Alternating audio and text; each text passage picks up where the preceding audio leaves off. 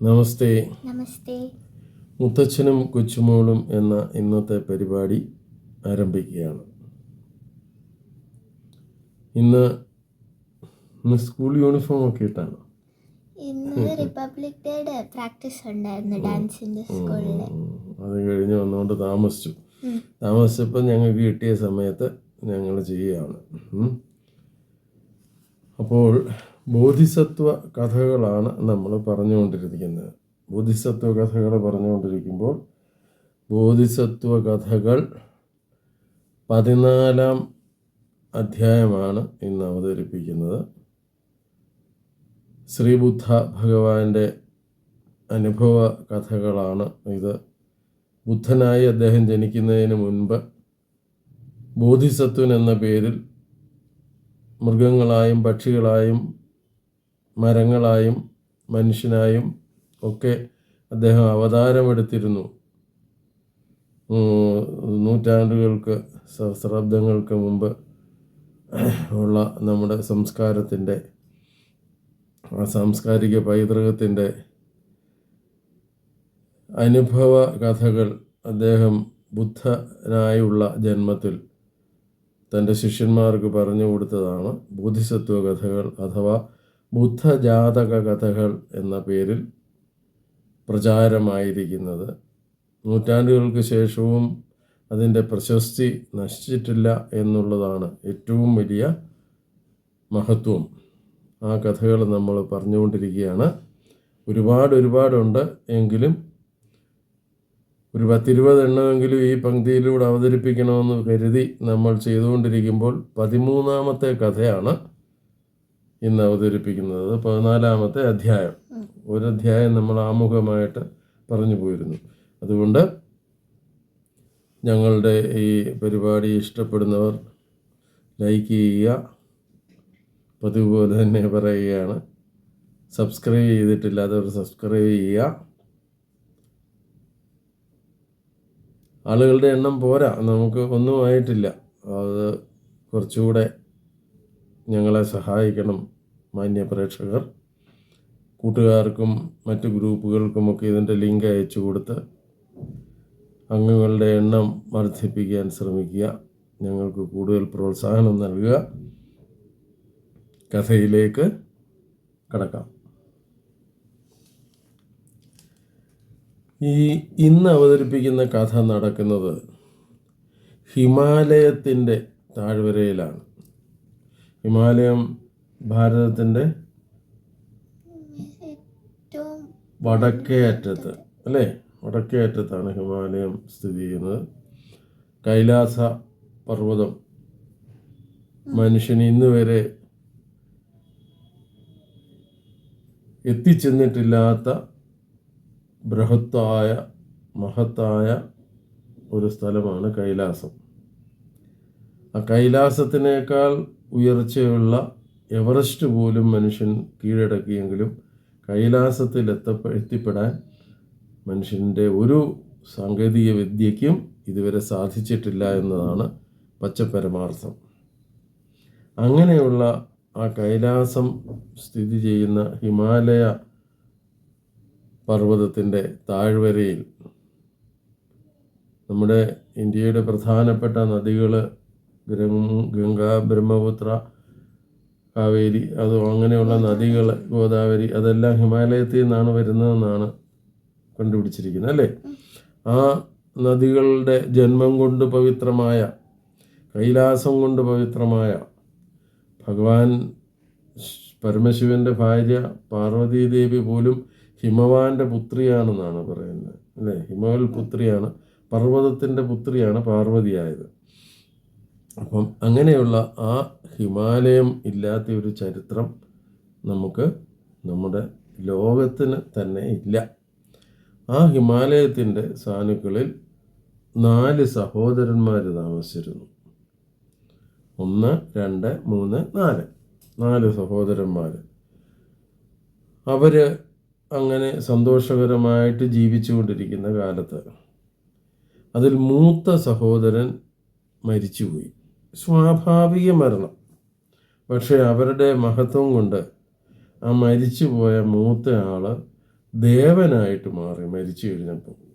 അങ്ങനെയുണ്ട് നമ്മുടെ ഹിന്ദു സംസ്കാരത്തിൽ.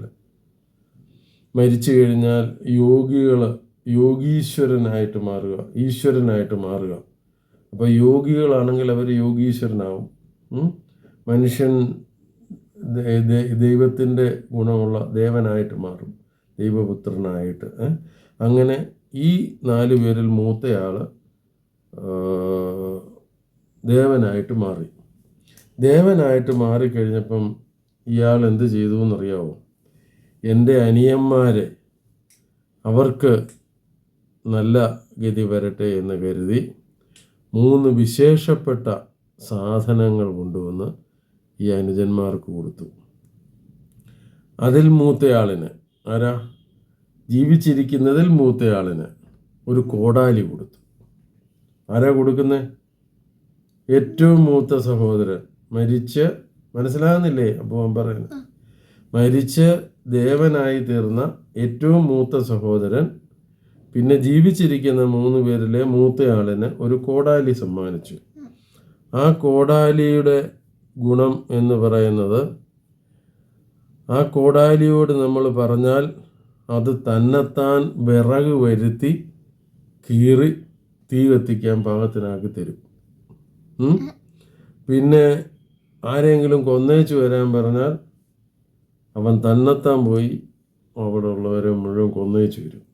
അങ്ങനെ ഒരു വിശേഷ ഗുണമുള്ളതാണ് ഈ കോടാലി. രണ്ടാമന്, ജീവിച്ചിരിക്കുന്നതിലെ രണ്ടാമന്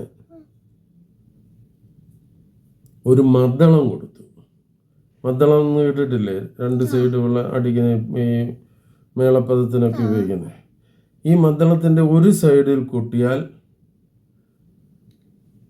അവിടെ വരുന്ന ശത്രുക്കൾ മുഴുവൻ മരിച്ചു പോകും. മറ്റേ സൈഡിൽ കൊട്ടിയാൽ അവിടെയുള്ള ആളുകൾ മുഴുവൻ നമ്മളോട് ഇഷ്ടമുള്ളവരായിട്ട് മാറും. മനസ്സിലായോ?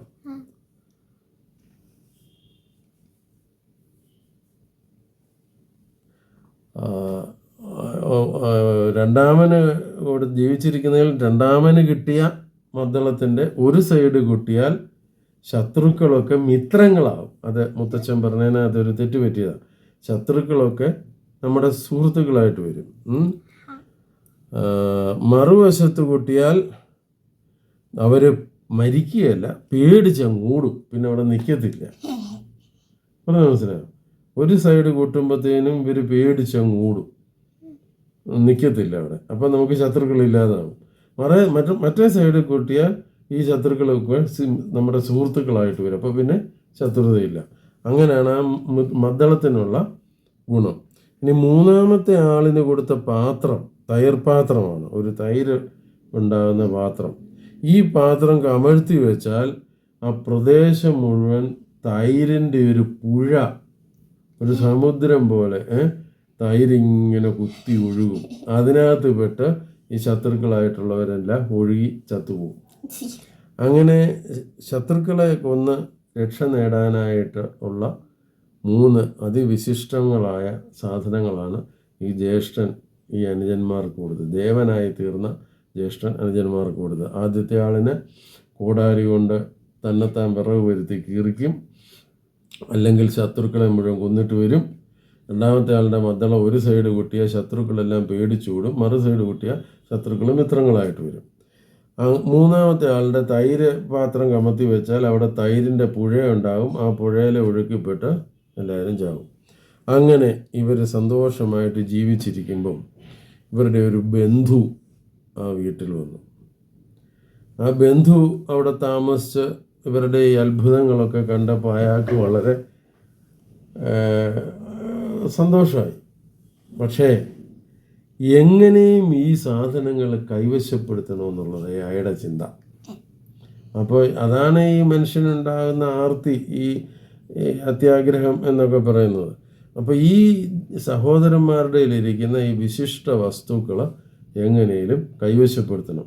അതിന് ഇയാൾ എന്ത് ചെയ്യുമെന്ന് പറഞ്ഞോ, ഈ മൂത്ത സഹോദരനെ വിളിച്ചിട്ട് അവനോട് പറഞ്ഞു, എൻ്റെ കയ്യിലൊരു രത്നമുണ്ട്. ആ രത്നം പിടിച്ചുകൊണ്ട് ഞാൻ ഇപ്പോൾ പറന്നു പോകട്ടെ എന്ന് വിചാരിക്കുകയാണെങ്കിൽ എനിക്ക് ആകാശത്തൂടെ പറക്കാം. ഞാൻ വിചാരിക്കുന്ന എന്ത് കാര്യങ്ങളും ചെയ്യാൻ പറ്റും. അതുകൊണ്ട് നിന്റെ കോടാലി എനിക്ക് തരാമെങ്കിൽ ഞാൻ ഈ രത്നം തരാമെന്ന് പറഞ്ഞു. പാവം ഈ കോടാലി ഉണ്ടായിരുന്ന സഹോദരൻ ഇയാൾ പറഞ്ഞത് ശരിയാണെന്ന് ധരിച്ച് ഈ കോടാലി അയാൾക്ക് കൊടുത്തു. കോടാലി കൊടുത്ത ഉടനെ അയാൾ എന്തെടുത്തെന്നറിയോ? ഈ കോടാലിയോട് പറഞ്ഞു ഉമാരെ 3 കൊന്നേക്കാൻ. അപ്പം ഈ സഹോദരന്മാരെ കൊന്നു, രത്നവും കൊടുക്കേണ്ടി വന്നില്ല, കോടാലിയും മദ്ദളവും തൈർ പാത്രവും ഇയൊക്കെ കിട്ടുകയും ചെയ്തു. ഇയാൾ ഇതും കൊണ്ടുപോയി. പോയിട്ട് എന്ത് ചെയ്തു? അടങ്ങിയിരുന്നില്ല, ദുഷ്ടനല്ലേ. അടുത്ത രാജ്യത്ത് ചെന്നിട്ട് അവിടുത്തെ രാജാവിനെ വെല്ലുവിളിച്ച് യുദ്ധം ചെയ്യാൻ.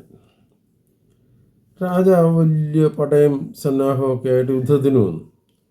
പക്ഷേ ഇയാൾ ഈ കോടാലി കൊണ്ട് നിഷ്പ്രയാസം ആ ശത്രുക്കളെ കൊന്നൊടുക്കി.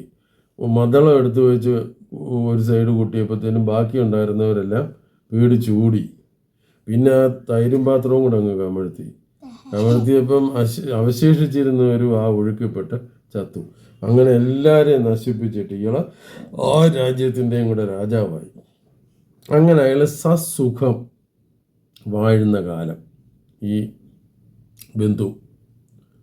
ഒരു ദിവസം അയാളൊരു നദിക്കരയിലിരിക്കുമ്പം ഒരു മാങ്ങാപ്പഴം ഒഴുകി വന്നു ആ വെള്ളത്തിൽ കൂടെ. അപ്പോൾ ആ മാങ്ങാപ്പഴം ഒഴുകി വന്നത് ഇയാൾ എടുത്ത് തിന്നപ്പോൾ നല്ല സ്വാദ്. ആ പ്രദേശത്തെങ്ങും അതുപോലെ ഒരു മാമ്പഴം കിട്ടിയിട്ടില്ല. അയാളുടെ ജീവിതത്തിൽ അയാൾ തിന്നിട്ടില്ല അത്രയും നല്ലൊരു മാമ്പഴം. അയാൾ എന്ത് ചെയ്തു എന്നറിയോ? ഈ മാമ്പഴം തീറ്റി കഴിഞ്ഞിട്ട് അതിൻ്റെ അണ്ടി പൂന്തോട്ടത്തിൽ കുഴിച്ചിട്ടു. ഇത് കിളുത്തു. ഈ മാങ്ങാണ്ടി കിളുത്ത് തൈമാവായി വലിയ മാവായി നിറച്ച് കൊലച്ച് പൂത്ത് കായ്കളായി. പൂത്ത് കൊലച്ച് കായ്കളായി. പൂത്ത് കൊലച്ച് കായ്കളായി കഴിഞ്ഞപ്പം പഴുത്തു. അയാളത് പറിച്ച് തിന്നു. നല്ല മധുരമുള്ള പഴം. അപ്പോൾ എൻ്റെ രാജ്യത്ത് ഇങ്ങനത്തെ ഒരു വിശിഷ്ട മാമ്പഴം ഉണ്ടെന്ന് എല്ലാവരും അറിയണ്ടേ? അതിന് ഇയാൾ എന്ത് ചെയ്യുന്നറിയോ? ഇതെല്ലാം കുറേ പറിച്ച് അയൽവക്കത്തുള്ള രാജ്യങ്ങളിലെല്ലാം കൊടുത്തു വിട്ടെങ്കിലും അയാൾ ഒരു ബുദ്ധി പ്രയോഗിച്ചു. എന്നാന്നറിയോ? ആരും കണ്ടാൽ മനസ്സിലാകാത്ത രീതിയിൽ ഇതിനകത്തെ ഈ മാങ്ങാണ്ടിയുടെ കിളിപ്പ് വരുന്ന ഭാഗമുണ്ടല്ലോ, അത് തട്ടിക്കളഞ്ഞേച്ചാണ് ഇയാൾ കൊടുത്തു വിട്ടത്. അപ്പോൾ ഈ മാമ്പഴം, നല്ല രുചിയുള്ള മാമ്പഴം തിന്ന രാജാക്കന്മാരെല്ലാം ഇത് കുഴിച്ചിട്ടിട്ട് ഇതിൻ്റെ തൈ അവരുടെ നാട്ടിൽ വളർത്താനായിട്ട് നോക്കി. പക്ഷെ ഒറ്റ ഒരെണ്ണം പോലും കിളുക്കത്തില്ല. കിളുക്കാൻ ഇതിൻ്റെ ഈ കിളിപ്പ് അയാൾ അടത്തി കളഞ്ഞിരിക്കുകയല്ലേ. എന്നാൽ പുറമേ കണ്ടാൽ അത് തോന്നുകയില്ല. അങ്ങനെ കൊണ്ടുപോയി ഇവരെല്ലാം വെച്ചിട്ടും കിളുക്കാതെ വന്നപ്പോഴത്തേനും ഒരു രാജാവിന് ഒരു ബുദ്ധി തോന്നി. അവൻ്റെ തോട്ടക്കാരനെ, ആ രാജാവിൻ്റെ തോട്ടക്കാരനെ അയാൾ ഇയാളുടെ രാജ്യത്തോട്ട് വിട്ടിട്ട് പറഞ്ഞു, നീ പതിയെ അവിടെ തോട്ടക്കാരനായിട്ട് ചെല്ലണം. എന്നിട്ട് എന്താണ് ഈ മാവിൻ്റെ വിശേഷം, എന്താണ് ഇത് കിട്ടിട്ട് കിളുക്കാത്തത്, ഇത് എങ്ങനെയാണ് ഇതിന് മധുരം കിട്ടുന്നത്, ഇതൊക്കെ ഒന്ന് കണ്ടുപിടിച്ചിട്ട് വരാൻ പറഞ്ഞ് വിട്ടു. അപ്പോൾ ഈ തോട്ടക്കാരൻ അവിടെ ചെന്നിട്ട് എന്ത് ചെയ്തു എന്നറിയാമോ? ഇയാൾ അവിടെ ചെന്ന് ജോലിയൊന്നുമില്ല, എനിക്ക് തോട്ടപ്പണിയൊക്കെ അറിയാമെന്നും പറഞ്ഞ് ഈ രാജാവിൻ്റെ, ഈ രാജാവ് നമ്മുടെ ആദ്യത്തെ ബന്ധു ചതിയൻ, അയാളുടെ അടുത്ത് ചെന്ന് ഈ തോട്ടത്തിലെ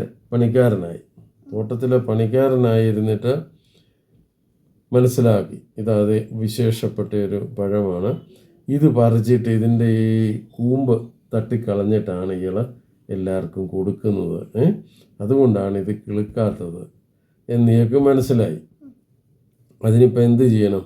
ഇയാൾ എന്ത് ചെയ്യുമെന്ന് പറഞ്ഞു, ആ തോട്ടത്തിൽ വേല ചെയ്യുന്ന പോലെ എല്ലാം ചെയ്യുന്നതിനിടയ്ക്ക് കയ്പ് ഉള്ള മരങ്ങൾ, കാഞ്ഞിരം അതുപോലുള്ള മരങ്ങളൊക്കെ കയ്പുള്ളതാണ്. കയ്പുള്ള മരങ്ങളൊക്കെ ഈ മാവിൻ്റെ അയൽവക്കത്തൊക്കെ വെച്ച് പിടിപ്പിച്ചു. അപ്പം ഈ കയ്പൻ മരങ്ങൾ വളർന്നു കഴിയുമ്പോൾ അതിൻ്റെ വേരും ഈ മാവിൻ്റെ വേരും എല്ലാം സംസർഗമല്ലേ. അങ്ങനെ സംസർഗം ഉള്ള രീതിയിൽ വന്നു കഴിഞ്ഞപ്പോഴത്തേനും ഈ മാവിന് കയ്പായി. ഏത് ഈ മധുരമുള്ള മാവേൽ ഉണ്ടാകുന്ന മാങ്ങായ്ക്കും കയ്പായി തുടങ്ങി. അപ്പത്തേനും എന്നിട്ട് ഈ തോട്ടക്കാരൻ അവിടുന്ന് അതെല്ലാം നട്ടു വെച്ചേച്ച് അവനങ്ങ് മുങ്ങുകയും ചെയ്തു. അപ്പോൾ ഈ രാജാവ് തൻ്റെ ഉപദേശകനെ വരുത്തി. ആരാണ് ഈ ഉപദേശകൻ? ബോധിസത്വൻ. ബോധിസത്വനെ വിളിച്ചിട്ട് പറഞ്ഞു, ഉപദേശക, ഇങ്ങനെയൊരു സംഗതിയുണ്ട്. ഇത്രയും നാളും നല്ല മധുരമുള്ള പഴങ്ങൾ ഉണ്ടായിക്കൊണ്ടിരുന്ന മാവ് ഇപ്പം കയ്പാണ് അതിൻ്റെ പഴങ്ങൾക്കെല്ലാം.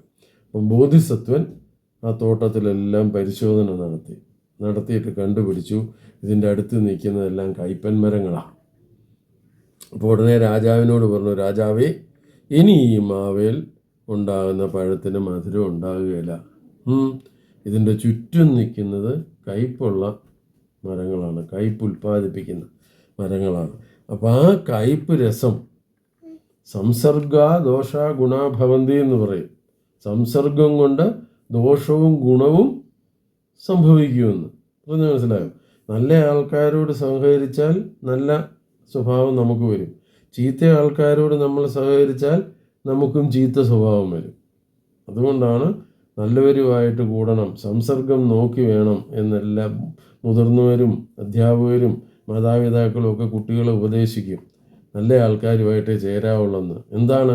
നല്ല ഗുണം നമുക്ക് കിട്ടണം. ചീത്ത ആൾക്കാരുമായിട്ട് കൂടിയാൽ ചീത്ത ഗുണം നമുക്ക് വരും, ചീത്ത സ്വഭാവം നമുക്ക് വരും. മുല്ലപ്പൂമ്പൊടി ഏറ്റുകിടക്കും കല്ലിനുമുണ്ടാം ഒരു സൗരഭ്യം. കേട്ടിട്ടുണ്ടോ? ഉണ്ട്. മുല്ല കിളുത്ത് നിറച്ച് പൂക്കളായി ആ പൂക്കളൊക്കെ വീഴുന്ന ആ കല്ലേ മണത്ത് നോക്കിയാലും മുല്ലപ്പൂവിൻ്റെ മണമുണ്ട്. മണം ഒറിജിനലായിട്ടുള്ളത് പൂവിനാണ്, പക്ഷെ അതിങ്ങനെ വീണ് കിടക്കുമ്പോൾ ആ കല്ലിനും ആ മണം വരും.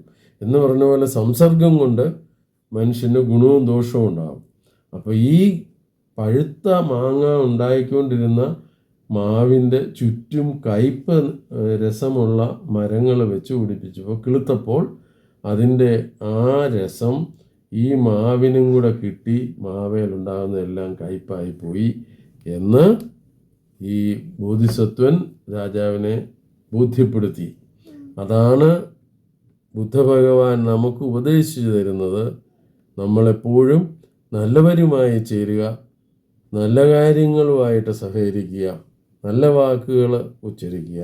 എല്ലാം നല്ലതുമായിട്ട് ചേർന്നാൽ നമ്മളും നല്ലതാവും, ചീത്തയായിട്ട് ചേർന്നാൽ നമ്മളും ചീത്തയാവും. അതാണ് കുട്ടികളോടും പറയാനുള്ളത്. മുല്ലപ്പൂമ്പൊടിയേറ്റ് കിടക്കും കല്ലിനുമുണ്ടാം ഒരു സൗരഭ്യം. സംസർഗം കൊണ്ട് ദോഷവും ഗുണവും സംഭവിക്കുന്നു. ഇത് നമ്മുടെ ജീവിതത്തിൽ ഒരു പാഠമായിട്ട് നമ്മൾ എടുക്കണം.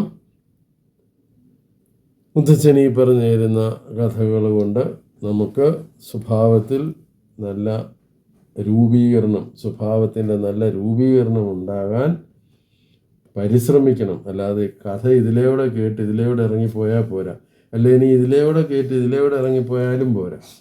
ഇത് പഠിക്കണം.